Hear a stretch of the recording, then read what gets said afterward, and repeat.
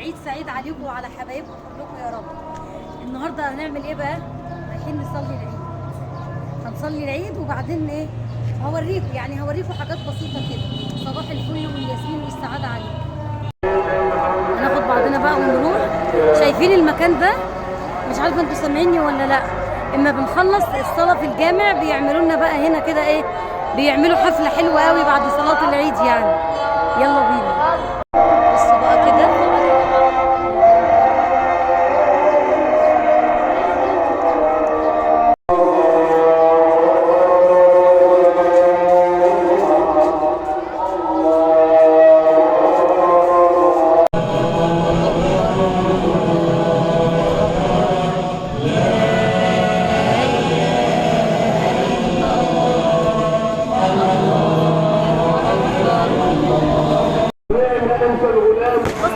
صلينا العيد وخرجنا بس لسه الخطبه شغاله.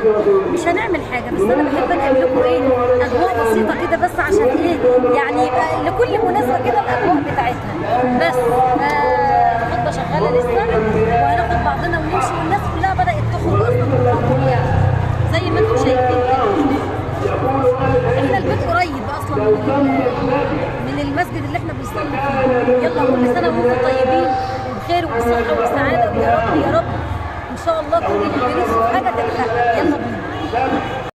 إخوة الإيمان والإسلام، ندعو المولى سبحانه وتعالى أن نلهمنا الصواب والرشد أو كما قال. خطبة. الحمد لله والصلاة والسلام على سيدنا رسول